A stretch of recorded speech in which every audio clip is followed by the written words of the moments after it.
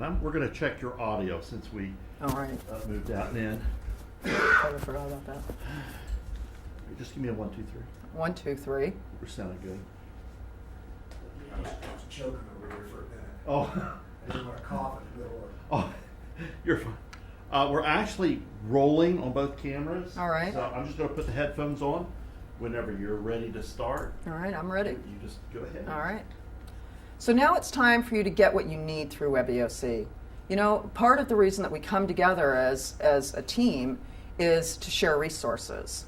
But we don't always know what's out there and available to us. We've got to look for it. So we're going to figure out how we use Web EOC to get what you need to get the job done. What we're talking about is tasking your own team, and why inside of Web EOC you need to record the taskings that you give to your own team. We're talking about you tasking another functional group. So your team's going to do something, but you need help and support from another group. This is tasking another ESF. Finally, in this section, we're going to talk about requesting resources that you can't get within your team, within the bigger EOC team, or you just don't know where to get it from. That's called a resource order. Okay? So, the first bit that we're going to go through is how and why we use Web EOC to task your team, assigning your own resources, but letting the functional group known as ESF7 know that you've assigned some resources to do some work. Why do we let ESF7 know? ESF7, they are the group that are the resource managers. ESF7 is made up of facilities, they own a lot of buildings, fleet, who owns the fleet, purchasing, who can buy and contract and get us stuff in general, parks, who's really good at managing warehousing and the movement of things that need to move around in support of you, and human resources that can get you more people if you need more people. So in every case where we're talking about the resource management environment, we want to be sure that we're talking to ESF7. So you're going to task your own people, but you're going to let ESF7 know. From the control panel, you'll go down and you'll select Resource Request Task Assignment. When you're there, we want you to go to the upper right-hand corner and you'll see some buttons. From those choices, pick New Record. JJ, I've lost control of the ability to advance the slideshow because you're using the mouse, so hang on. All right, you've got it. All right, so this screen should come up. It says Resource Request Task Assignment. What we want you to do is to notice that your information about who you are is already populated. It's already filled in. So what that lets you do is it lets you jump right to the next section, which is the resource. I'm sorry. Hey, does that say resource? I'm old and I don't have glasses on. Yep. Okay, so to the next section, which says resource/task details. It's asking you to come up with a mission name. What is the thing that you've got people doing? Once you've established a good mission name, something that you're going to be able to look at and know, this is what I had some people doing, go ahead and give a detailed description. In the detailed description for this resource request, or this task assignment rather, we want you to go ahead and put into your head how it would feel to be the person getting the task. Give that person enough detail in the detailed description that they know exactly what it is you want done. All right? So give it a meaningful mission name, give some detail about the actual task itself, and then drop down to where it says priority. We want you to establish the priority for this assignment. You'll see when you pop it down, let's go ahead and pop that down.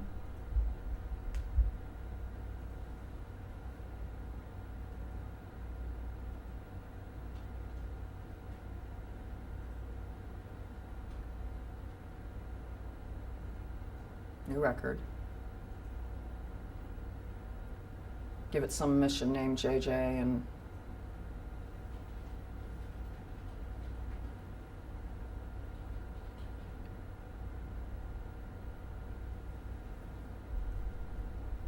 in this example, we're going to show you how we complete a mission called sandbag filling. We're going to show you how you need to give the detailed description and be meaningful. Go ahead and do that, JJ. Get something meaningful in that box.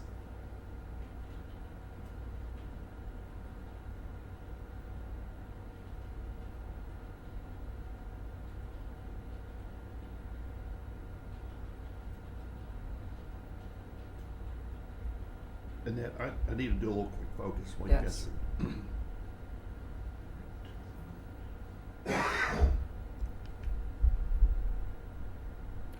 JJ, why don't you go ahead and give a location and maybe a safety statement.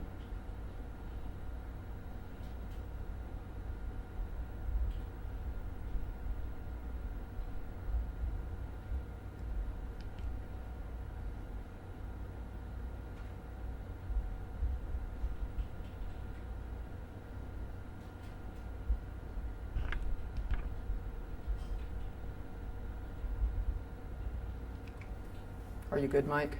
I'm ready. All right.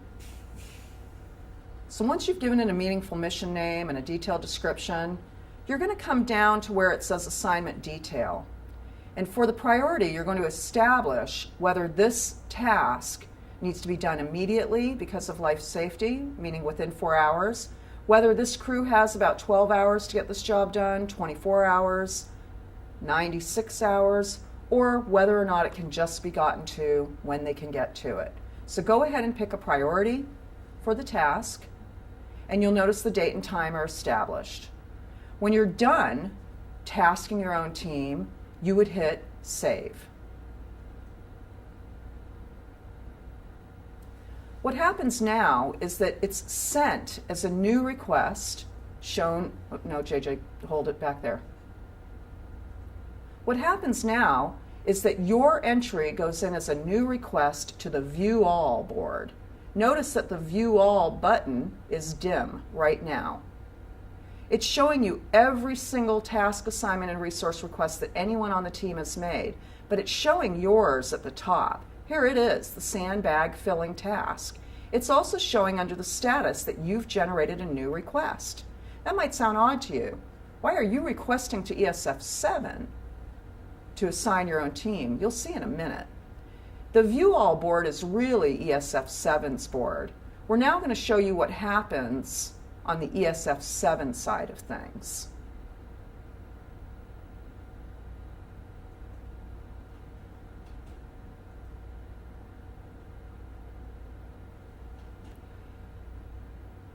Here is the new request.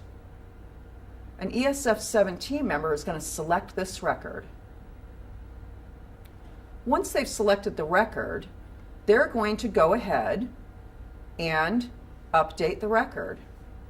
Now they know that it's coming from ESF 3, that's who signed in here, that's the desk position that's here, and they know that it's really a task for ESF 3. So what they're going to do is they're going to say that this is a request type that's local, it's assigned back to ESF 3, and they're going to change the status from new request to assigned. They're then going to hit save. Now, back on your View All screen, you'll see that the status has changed to assign. But here's what I want you to do. I want you to play with the buttons up top. Right now you're on View All. I want you to go to My Assignments. There it is, Sandbag, My Assignment, Assigned. Let's just take a minute and go to My Requests.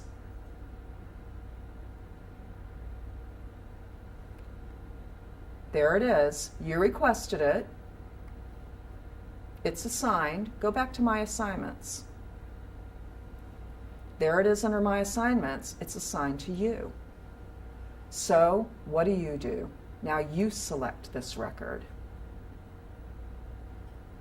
Now you go ahead and either change the status by selecting Update Record, go down to the status, and put this task in progress. If your people are getting this job done, you want to update the records that the task is in progress. Hit save. Now you see that the status has changed to in progress, and if you look at your view all board,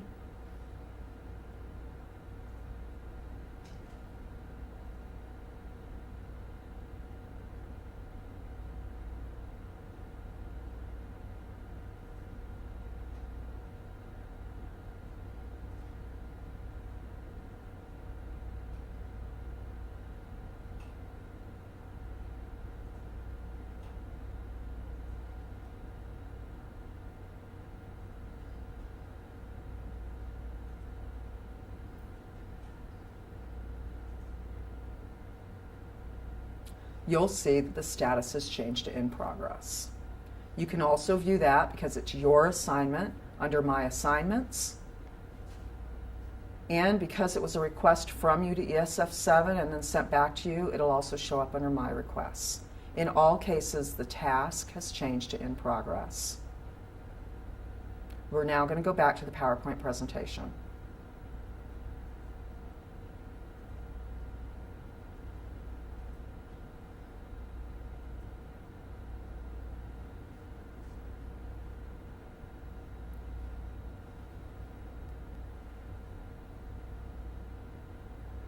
So it's important for you to know that when you're staffing the ESF whatever desk, your functional group's desk, that you have a responsibility to the rest of the team to be monitoring the resource request board.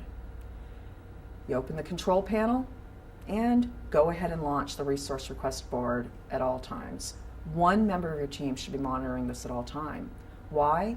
Because under the My Assignments tab, you'll see anything that comes in as assigned to you.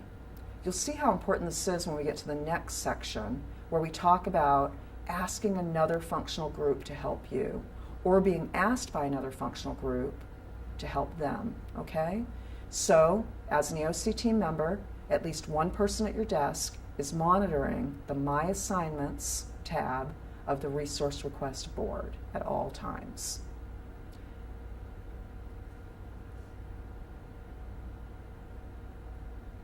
We went through all of this, JJ. And so Mike, for you and JJ will need to work with going back and forth between these slides and the screenshots that him and I just went through. Okay. It'll be a back and forth for your editing Right. of here's the next step, now we're going to show it to you. Now we go back to the PowerPoint, here's the next step, now let us demonstrate it to you. All right? I should be able to with that recording over there. And it's gonna help guide, that recording's gonna help me guide, at least get it down. Okay. And then I'm gonna definitely need JJ. All right. Now we're going to move into the next formal piece of instruction. There's more? There is. We're almost done. It gets quicker now. Remember I told you there's 3 different loops. Yeah. With one little nuance difference in between. Okay, Yeah. so this is the last This is third. the second. No, the Okay. second, and then we got a third, but it's quick. We probably got 10 minutes left. Okay, everything's running good. All right, You can go ahead good? whenever Ready? you're All right. So we just went through the loop of recording and documenting and communicating that you're going to assign some of your own resources to a task, and it's going to get managed well. We've got to back up. Sorry. So I've got to back up because what we've left out is this over and over. Okay? All right, so this is where we're going to roll, Mike, forward. So you've put the task into progress, but through time, the status of this task should and needs to change. You're really in a conversation here with the resource management team over at ESF 7, and you're in a conversation with your own team about the progress of a task. So for as long as whoever and whatever equipment is working on the task, you can leave the status hanging in the in progress status. But you'll notice that you can over and over update the record for this particular task, and in each case you can pop down the status box and you can move the knowledge about this task forward. So at the completion of the task, you would want to change this status to complete. You'll see that it goes completely red when it's complete. It's gone from lemon yellow to green to red. Stop. Okay? You'll change the status for your own tasking over and over until complete. It'll go from new task, assigned, in progress, complete. I need control, JJ.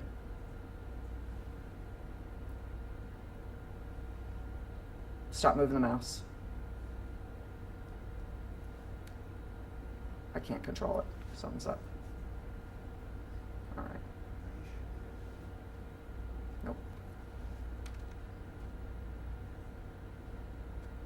All right. Okay, that was one complete loop. It's a communication loop, it's a documentation loop. You might not have felt like it was right, but trust me, it's right. Here's why it's right. ESF 7 should at a snapshot be able to tell anybody that asks where every single person, where every single piece of equipment is out on the playing field at any moment during the life of the incident. By you documenting and recording what's happening in your small slice of the universe with resources, what status they're in, where they're at, what they're working on, we've got the nice solid snapshot. So you've done the first loop, you've told all of us what your people are working on, good job. Now we're going to go into the second loop, or the second kind of configuration of resource management. And that's where you as an ESF are asking for help from another ESF. But you're always going to let ESF 7 know. The steps are no different than the first loop, the first steps we went through. You're going to rapidly select the resource request task assignment. You're going to get your view all screen. You're going to pick new record. You're going to fill out the mission name like you did before. You're going to give a detailed description. But here's where it's slightly different. Make sure that in the detailed description, you say to everybody which ESF you're asking help from, if you know. So in the scenario I gave earlier, where you're search and rescue and you need some high-profile vehicles, and in fact you know that PCPT and Public Works are going to help you with that, you would put mission description, search and rescue of Sea Pines. And in the detailed description, assigning engine 10 and rescue 10 and 11 to search and rescue for Sea Pines, have requested assistance from ESF 3 and PCPT to support this mission with high-profile vehicles. If you've pre-negotiated that by talking, which you should be doing, with other EOC team members from PCPT and Public Works, you want to notate that. You want to say, I've already asked, or I've already requested, or I've already coordinated this with those people in the detailed description. Otherwise, in the detailed description, if you haven't had the opportunity, because maybe you're just that busy, to actually pre-negotiate that with some of your other teammates, go ahead and make sure ESF 7 hears that and understands that by your detailed description. Say, I need support from PCPT and ESF 3 for high-profile vehicles to help my team inside of Sea Pines. So go ahead and fill all that out, establish the priority as you did before, how quick do you need to do all this, and hit save. This again sends the records to ESF 7. ESF 7 is then going to do their thing. How you can tell that ESF 7 is doing their thing and that ESF 3 and PCPT in this example are going to get the message, they're going to get the assignment that you're asking get assigned to them, is you monitor from your resource request board the My Requests. Here you see that I asked to get some help and it's a new request. Through time, you'll be able to watch that go to an assigned status and you'll see who it's assigned to. You'll also see the status change as it relates to PCPT's interaction with the assignment and or ESF 3's interaction with the assignment. And in truth, ESF 7 will assign it back to you to make sure that your team gets out on the ground and you know that it's been assigned to you and you can manage putting it into progress and updating it. But there's some things that could happen here. You've asked a couple of other ESFs or functional groups to help you. It's possible that instead of them accepting the assignment and putting it into progress, that they actually respond back with their own status statement that is, need more information, or that they reject the request, even if you pre-negotiated it. It's possible that between the time that you pre-negotiated with ESF3 for the use of high-profile vehicles and the time that you actually got around to submitting the request, that they discovered that every high-profile vehicle they had was actually busy doing things that were of equal or higher priority, and they really couldn't spare it. And so in that case, they might reject it. If you hadn't pre-negotiated it, you should be unsurprised if you've thought that you knew who might be able to help you, and the recipient functional group that you thought could help you might reject it. Because in truth, during an incident, people are really tapping out their resources. Everybody's busy, everybody's at work. But you tried, they rejected it, it's in the loop, it allows you to respond, it allows ESF7, where they see a need more information or a rejected, to either get the more information or to go ahead and reroute it to some other entity that ESF7 knows. Remember, fleet's part of ESF7. You need high-profile vehicles?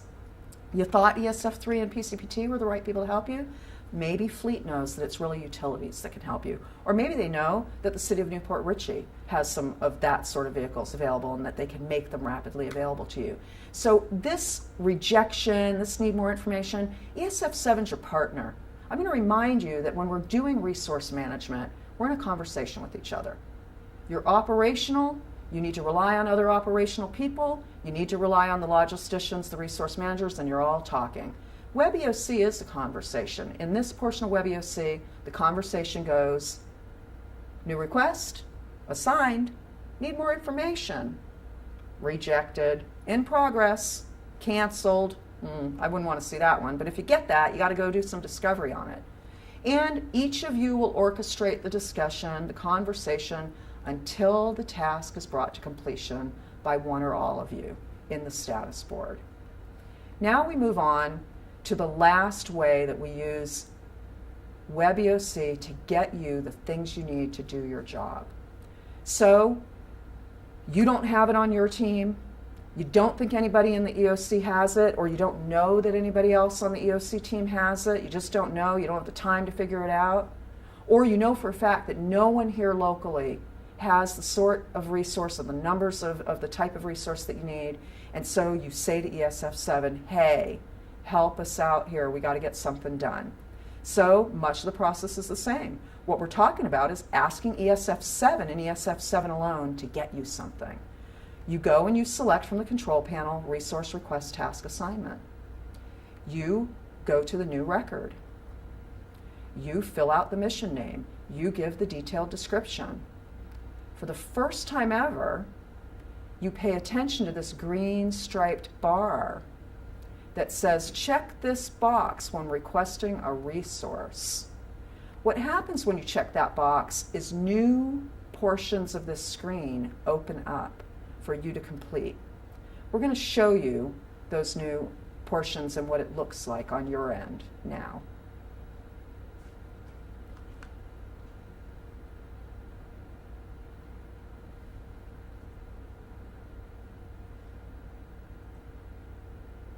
Are you ESF7, JJ? Don't be ESF7, because you're originating right now. Ooh, feet.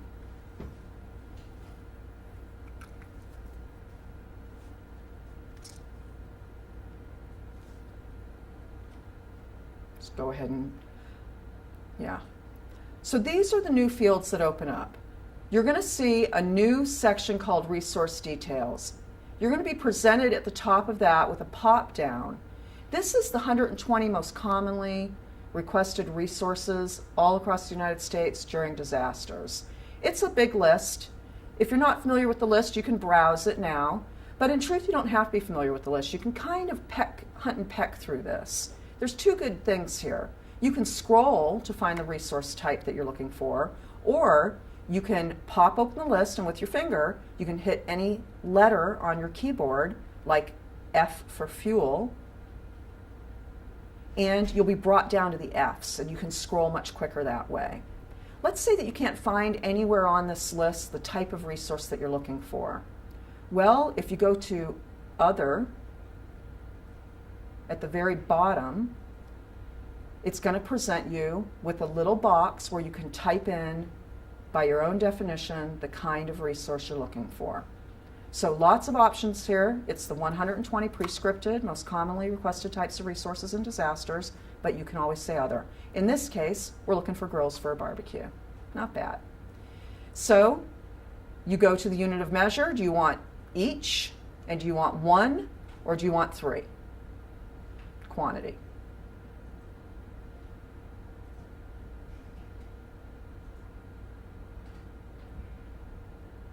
Now go to the coordinating instructions. Coordinating instructions are really important. You can't tell ESF7, hey, get me 3 barbecue grills, without telling them what to do with them once they have them, right? They're going to get them for you. And you might even want to give them some detail. Do you want these to be big smokers, or do you want these to be little Weber kettles, right? Is this for 4 guys at each location, or is this for 40 guys at each location that you need these barbecue grills for? So give them enough detail in the coordinating instruction that they can get you the right thing and get it to the spot that you want it gotten to. Now you've got a section that's called delivery location. So if you know the where, the address, you're going to use that instead of the coordinating instructions. But you know what you might put in the coordinating instructions relative to the delivery location? Who's the guy to call if they've got some problem delivering it, or if they need further instruction on the conditions for delivery. So if you know that it needs to get to the corner of X and Y, and that some guy named Bob is the guy that's going to be at the corner of X and Y, go ahead and tell him. Call Bob and give Bob's number at his location. All right? So give enough detail in the coordinating instructions that ESF7 can get the thing where you want it gotten to in the form that you want it gotten into. Give the delivery location in the next section.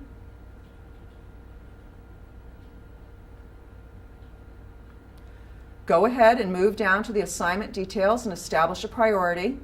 Do you need those barbecue grills within the next 4 hours because you got a bunch of hungry guys waiting on a grill? If so, make it high priority. When you're done completing this resource request, not a task assignment, a resource request ESF7, hit save.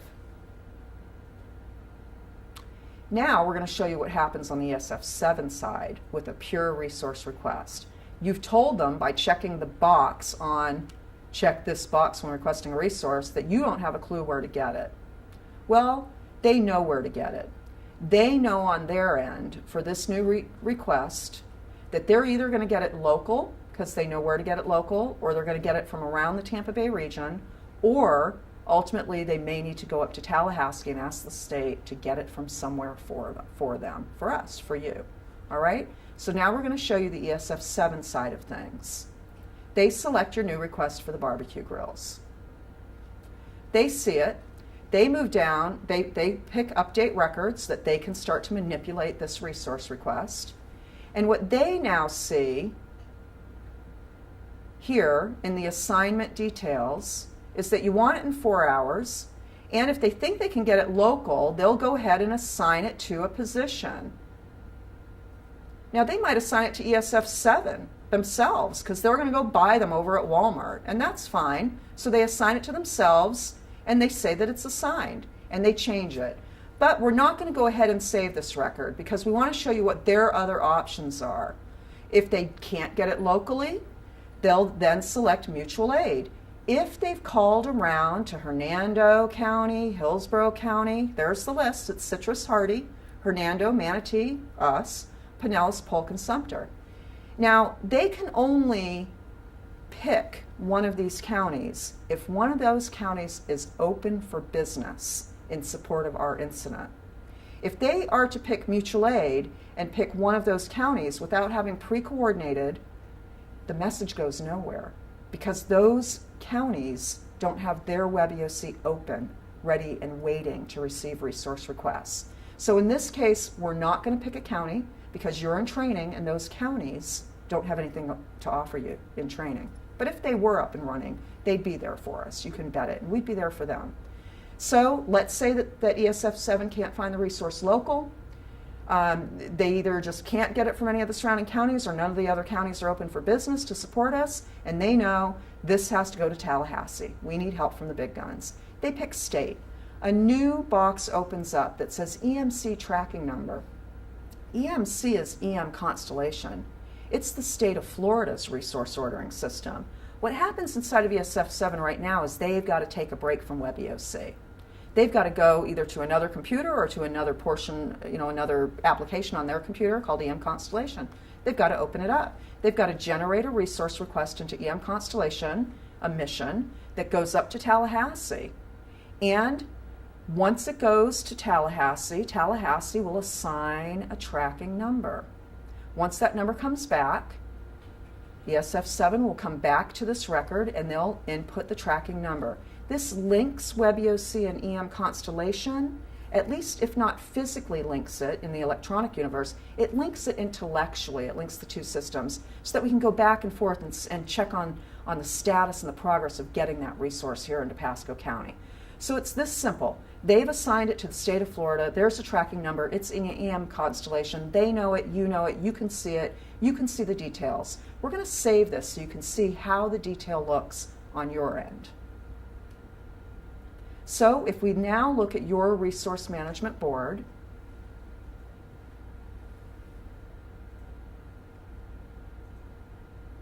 and we look at my requests, we're up at the top with the buttons, not my assignment, not view all, we want my requests.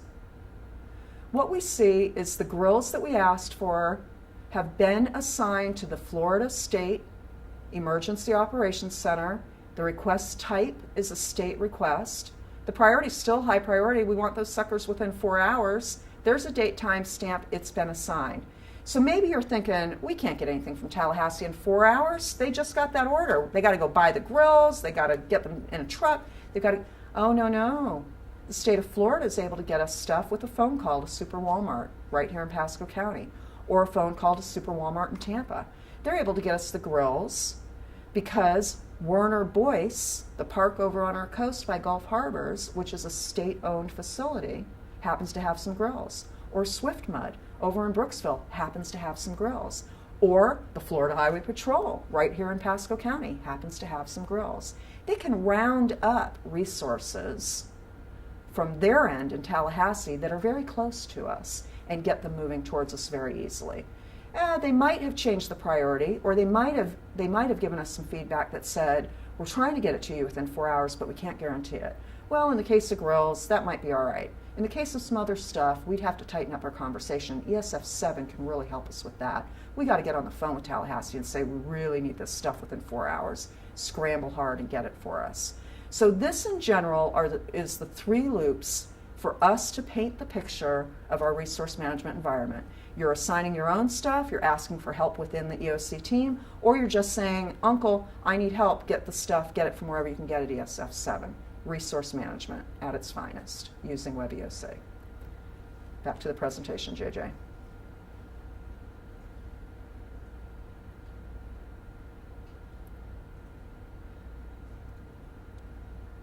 So we're in the home stretch.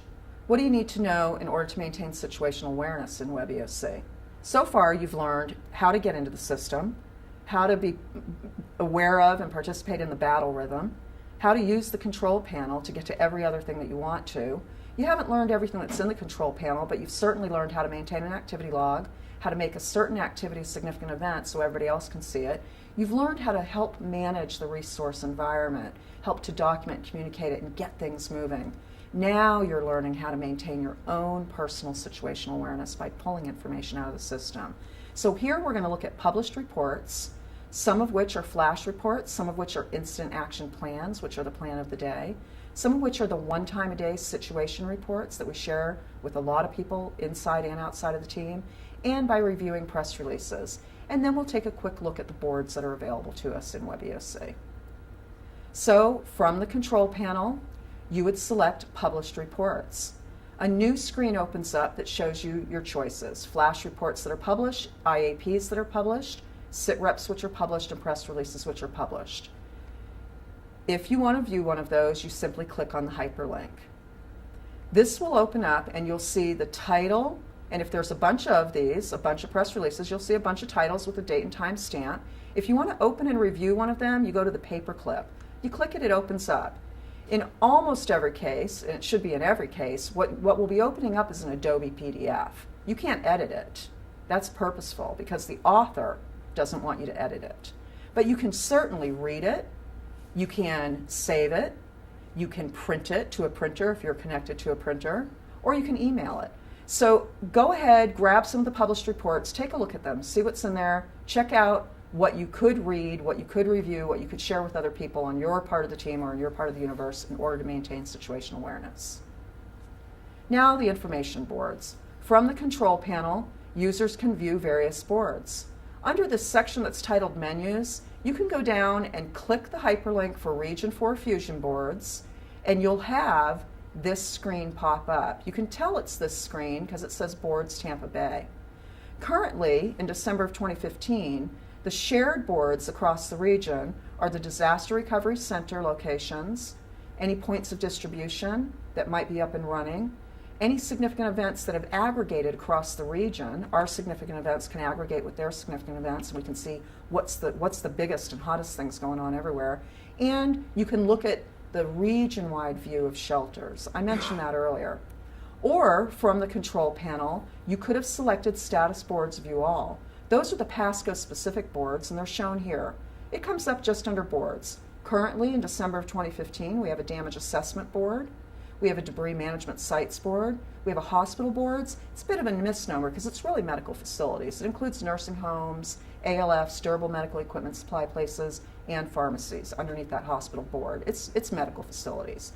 The municipalities, all 6 of them, there's a board that gives us some highlight of the status of what's going on in the cities. If you are a city, this board is one that you have edit and write rights to. And so for your particular city, you can update straight from this board. And you go here in order to do that. So these are some of the boards that we have available to us right now in WebEOC. Well, that's it. You've gone through some hands-on training. You did it by video. You either did it alone or you did it with a small group. It might not have worked perfect because it was really intended to be delivered in a classroom, a full classroom of about 25 people, some of whom were ESF 7, some of whom were a couple of people from a few different ESFs, so you could see the global interactions that happen. But if that's not the experience that you've had, it's okay. Because I think that by the end of this video, what you've done is you've gotten more familiar with WebEOC. You've seen that it offers you some things and that it's not that tough to navigate. You've seen the importance of actually logging in your device, logging in your position, signing in so that we know where you are and who you are and how to reach you. You've seen that you can always get to any portion of WebEOC through the control panel. You've seen that there is a daily agenda. There is a battle rhythm. There is a pace to an emergency operation through the day, through the night. You've seen that you have a responsibility to maintain an activity log and that you can share information about what's happening in your part of the world with other people through the significant events capability of WebEOC. And you've seen really the heart of WebEOC, and you've seen really the main idea behind being an EOC team member, and that is that we come together in order to share resources, in order to collaborate, in order to get teams on the ground, to get equipment on the ground, to get supplies on the ground. It doesn't matter what badge you're wearing. It doesn't matter where you come from. We're all in it together. If we can't get it done alone, we can get it done together with other Pasco County folk that might come from the city, that might be state people coming out of DEP over at Warner Boyce. You see that we can rely on our neighbors in the Tampa Bay region, and certainly Tallahassee's got our back. And all of that can be coordinated using WebEOC. I wish all of you the best of luck. I'm proud and glad for you that you've taken this training, that you've taken responsibility to become a more capable WebEOC user, because it means that you're preparing yourself for your role in an operation that's serving a disaster here in Pasco County. We do a lot of good things in Pasco County day to day. We need to do good things during a disaster. I know you've got this. Take care. Good luck. All right, what part of that bullshit ending you use?